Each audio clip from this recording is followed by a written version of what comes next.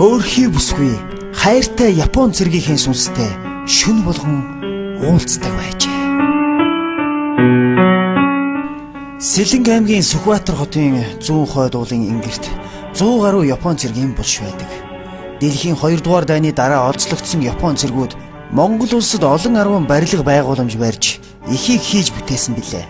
Төрийн ордон, гадаад явдлын яам, элдв өчир кино театр, инх тайвны гүр, дуурийн театр гэдэл тоочоод байвал маш олон. Харин Сэлэнг нутагт мөнх нойрссон тэдгээр Япон цэргүүдийг Сүхбаатар хот дахь гурилын үйлдвэр, шүдэнцний үйлдвэр зэргийг барьсан гэж нутгийнхан ярьдгийн билээ. Шүдэнцний үйлдвэрийг барьж байсан залуухан Япон цэрэг Като тэр хавьд амьдардаг цэцгээ бүсгүүд сэтгэл алдран дурлжээ. Цэцгээш гэсэн Катод муугүй. Анх тэдний танилцсан түүх их сонио. Залуу цэрэг ойролцоох худгаас ус авах ажилд байнга томилогдно. Нэгэн удаа ийн ус авах гэж яваад худаг дээр цэцгээтэй анх учирчээ. Хасын цагаан царай, давхраатай алагнууд, ягаахан уруул, гойлог сайхан бие Катогийн харцыг шууд булаасан аж. Като ч өөрөө өндөр нуруутай, цэвэрхэн цагаан царайтай, сайхан залуу. Урд нь дандаа цэцгээгийн дүүнээр усаа авдаг байсан бөгөөд энэ удаа дүүнэр нь байхгүй байсан тул цэцгээ арга буюу худаг дээр ус авахар ирсэн байна. Като цэцгээгийн усны том сав руу заагаад "Чиний хүү? Би чамд туслая. Гэр чинь хаана байдаг вэ?" гэж Японоор асуухад цэцгээ дэмэл өөдөөс нь дүрлийтл харж зогслоо.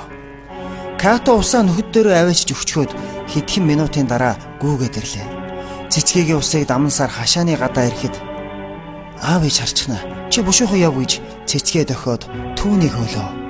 Энэ өдрөөс хойш цэцгээ усанд явах дуртай болж Каточ тэдний хашаа хаваар эргэлтэх нэгслээ.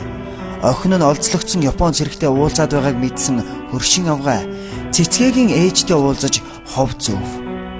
Цэцгээ сайхан охин очиж олзлогдсон Япон цэрэгтэй уулзаад байхдаа яадаг юм? Тэднийг уулзаа зогсож байхыг нь би хоёр нүдээр олон удаа харлаа. Япончууд яах вэ? Энэ барилгаа дуусгаад яваад өгнө. Харин охин чинь Япон цэргийн шээстэйгээ тоцрох уу? Амтэн хүн юу гэх юм те? Охиныхоо энэ явдлыг хурдан зогсоомор юм да гэж зөвлөжээ. Хүн гэж хорих тусам зүтгэдэг хачин авиртай амтэн. Цэцгээ аав ээж нь хорж загнах тусам Катог дотроо өгүүлэн мөрөөднө. Хэд хоногийн дараа аавынхын хөдөө байдаг ихч нас барж аав ээж хоёр нь тийшээ явж цэцгээ дүүн нарын хамт үлдлээ. Энэ 7 хоног цэцгээгийн хувьд мартагдашгүй аз жаргалтай өдрүүд байлаа. Хоёр залуу бие биедээ ухаангууд дурлсан байв. Като монгол хэл мэдэхгүй, цэцгээ японоор ярьж чадахгүй. Тэд бүгдийг харцаараа ярьдаг байсан гин. Дээр нь нэмээд дохио зангаа хэрэглэнэ. Като шөнийн 1 цагийн үед ирж цэцгээгийн хаалгыг нууц дохиогоор 3 тогшино. Тэр үед зуны дулаахан өдрүүд байсан болохоор залуу хос амбаарт орж үүр цайтал бие сэтгэлийн жаргал эдэлдэг байлаа. Хин хинийхээ хэлийг мэдэхгүй тэд жаргалтай мөчийнхөө дараа дэмэл хэнгэнтэл санаа алдаад тэврэлтэн хилтэж байгаад үүр цайлгана. Каточ төдөлгүй яваад өгнө. Энэ өдрүүдэд цэцгээ Катогоос хүүхэдтэй болсон байлаа. 7 хоногийн дараа аав ээж нь ирж цэцгээ гэрийн хорионд орлоо. Хаяа хашааны үүдээр эргэлдэх Катог цэцгээ ширтэн санаалтна. Гэтэл Като үзэгдэлгүй сар шахан боллоо. Цэцгээгийн ээж тун хатуу хүн тул охиноо олзлогдсон Японд нөхцүүлэхгүй гэсэндээ ийхүү тас орсон байв. Нэгэн орой аав нь ажилласаа ирээд ийн ярьлаа.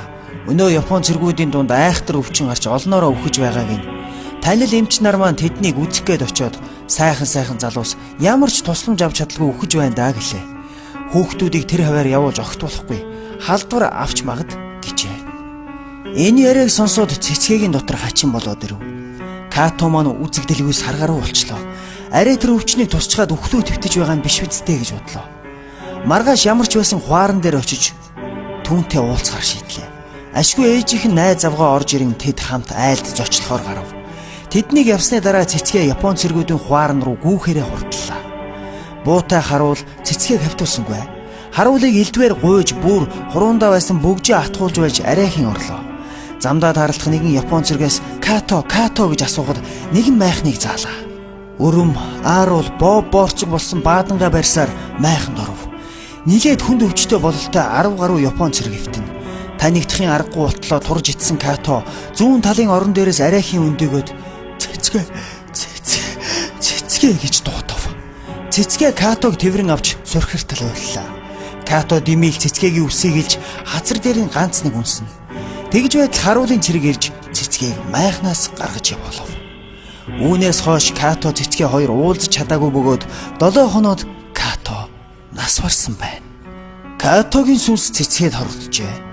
Шүн дунд тэдний байшингийн цонхыг хэн нэгэн хүн тогшино. Энэ тогшилт бүгдэд сонсогдоно.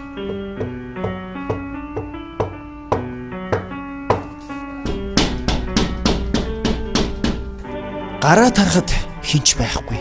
Ийм тогшилт хідэнтэй болсны дараа цэцгээ орноосоо өндөйн босож гараад явчихна.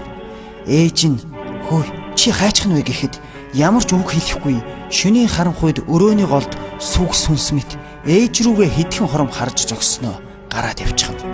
Учир битүүлэг ийм байдал олон удаа давтагдж гэрийнхнийг бүр айдаст автуулав. Нэгэн шүн цэцгээ мөн л цонхны тогшилтын дараа гараад явчихв.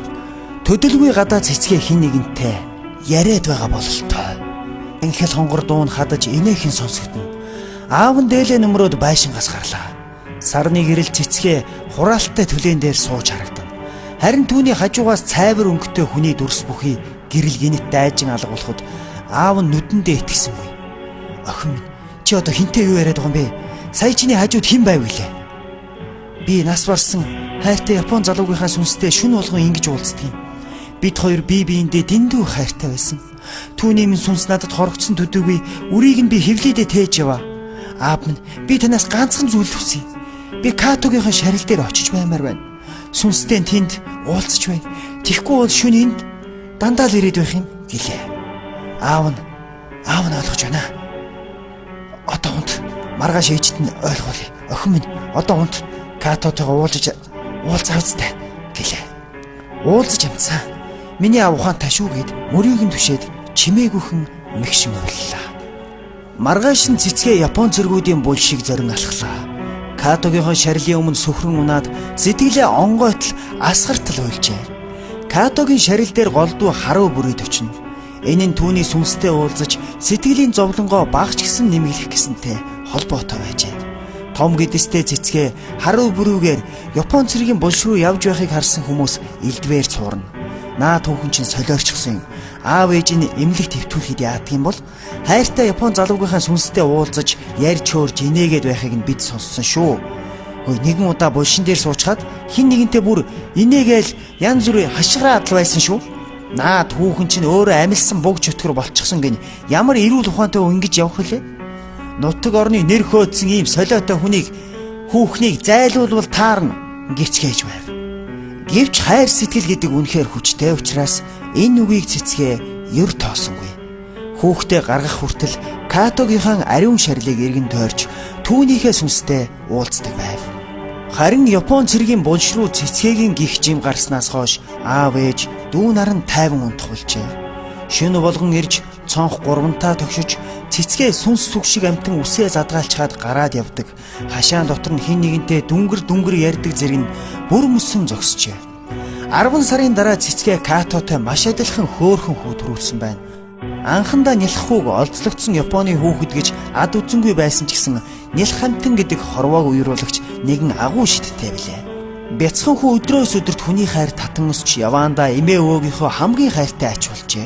Цэцгээч төрснөөхөө дараа Катогийн булшин дээр хідэнтэй очиж сүнстэй нь уулзаж зовлон жаргалаа хуваалцаад амьдралаа шинээр эхлэх гэж байгаагаа ухааруулснаас хойш цэцгээ дахин Япон цэргүүдийн булш руу зүглээгүй. Шүн дунд ч тэдний цонхыг Катогийн сүнс гурвантаа тогшгоо болжээ. Катогийн бие сэтгэл сүнс сүлд нь хүүдэн шингэж хоцорсон хойно аргагүй үзээ.